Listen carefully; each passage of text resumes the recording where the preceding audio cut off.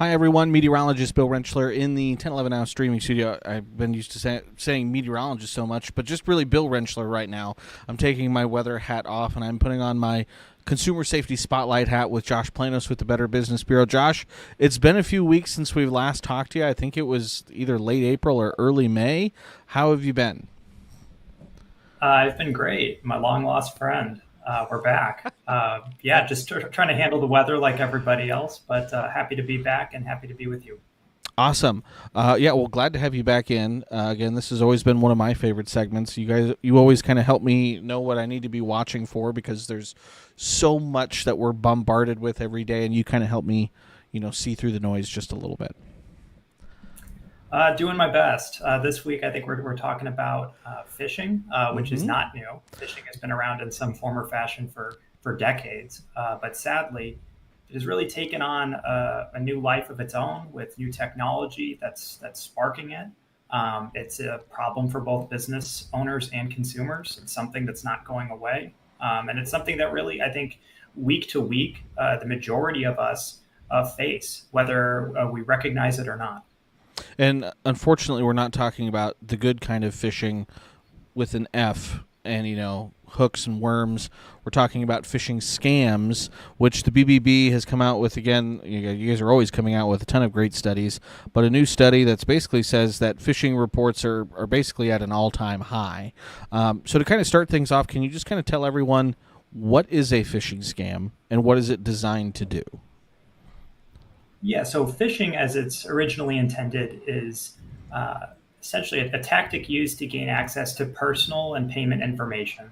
You can think about that as really any scam that has ever existed, but phishing is particularly unique in that it hides kind of the bad actors and the technology behind links. So originally, phishing was something that you'd get, in the mail. If you call this number, if you go to this address, if you go to this URL, there will be something in it for you.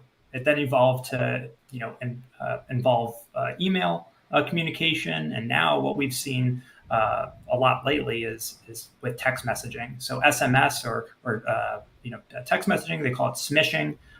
Vishing, they all rhyme, which I guess is helpful in a way. But vishing is voicemail phishing scams. So think about receive a phone call and someone tells you need to do something or something bad is going to happen to you. Really, the most common one, the one I'm referring to when I talk about kind of the week to week experience that all of us as consumers seem to have is package delivery, right? If you think about like the text messages you get, there's something on its way to your front door. Why don't you track the package by clicking into this link here? Well, that might not always actually be an opportunity to track a package. It might actually be a ploy to start a malware download or to get you to go to a corner of the internet that you otherwise wouldn't go. But all of these tactics are really deceiving. And they involve new technologies. The study really breaks down how artificial intelligence has contributed to this. How we had one woman in Omaha come forward with a QR code experience that involved a parking meter or what she thought was a parking meter.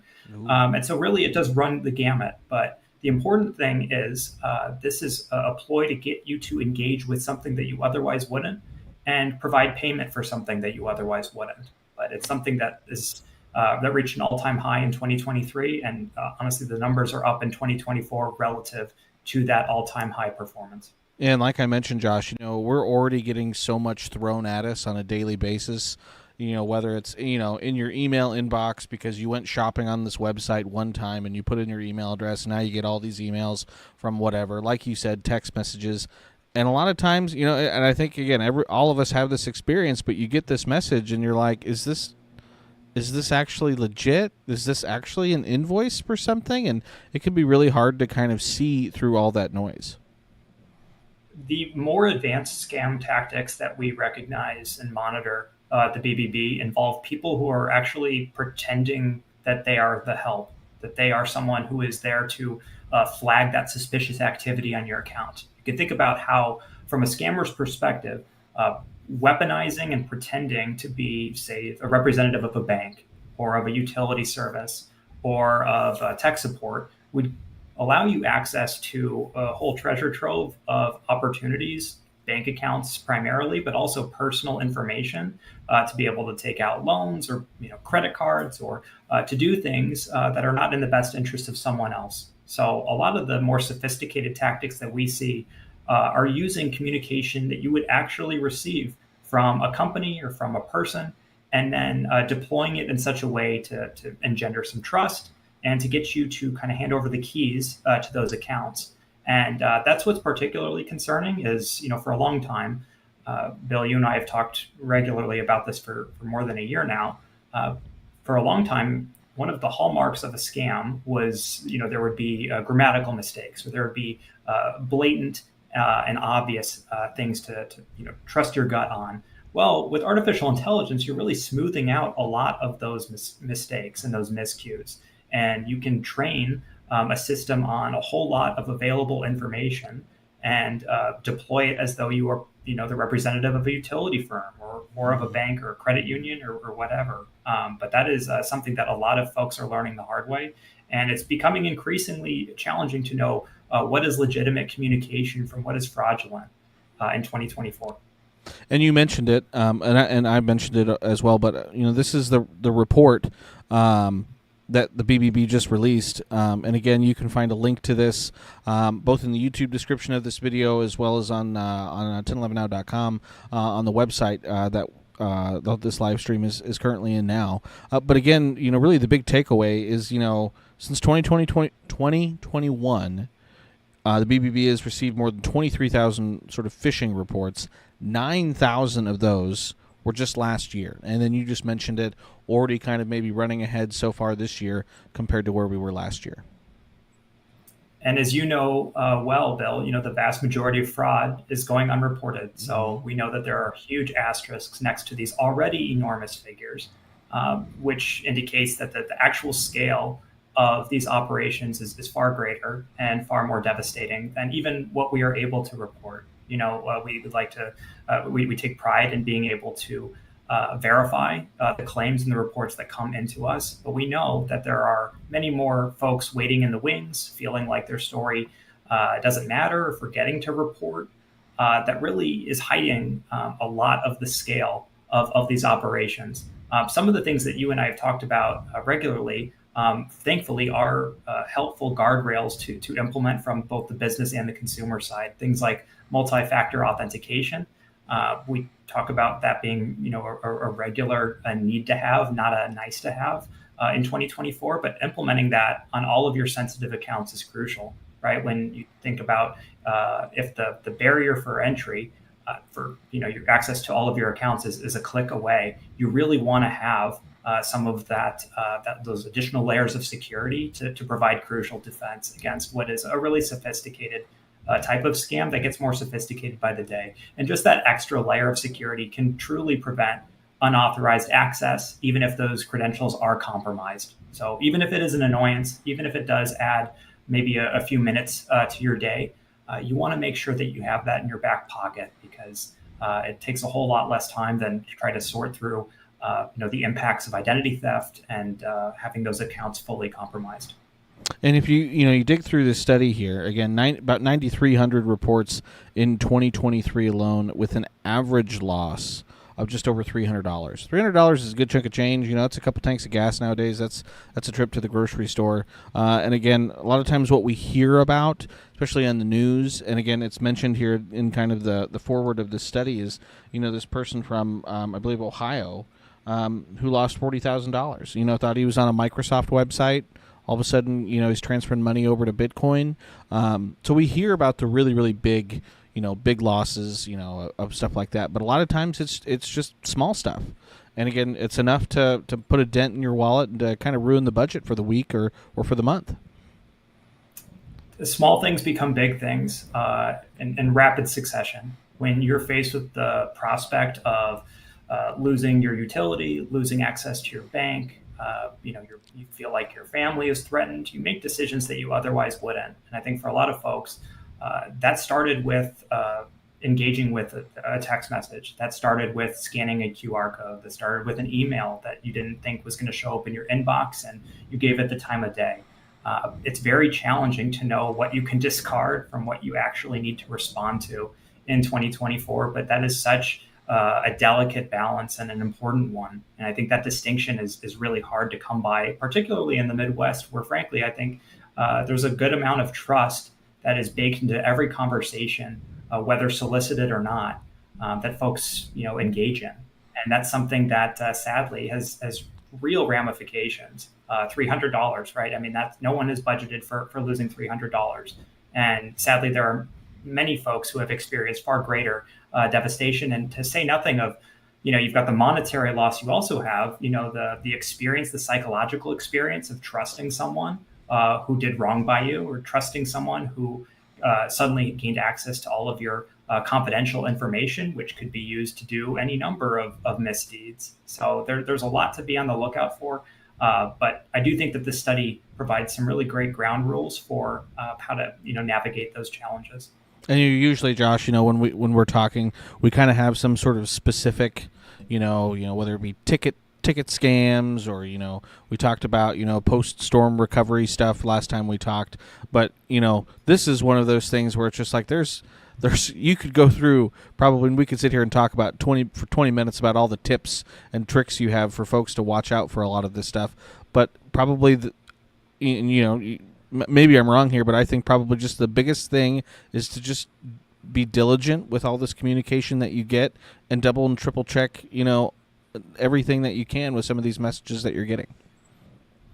Yeah, some of the more basic ground rules are sometimes the most effective, right? So thinking before you click, pausing before you pay, verifying before you share, stopping and thinking through maybe the consequences, or what the potential punishment might be from just clicking on something, is a fantastic place to start. I can promise you that many more consumers are out there just willingly clicking into things that they really shouldn't. And frankly, that you can't in 2024. You really need to be careful with your cursor, right? Guarding your information, defending your data. I mean, all of this information is so sensitive, and you really want to keep it under wraps to the best that you can control for. And some of the things you can control for are willingly engaging with communication that you receive.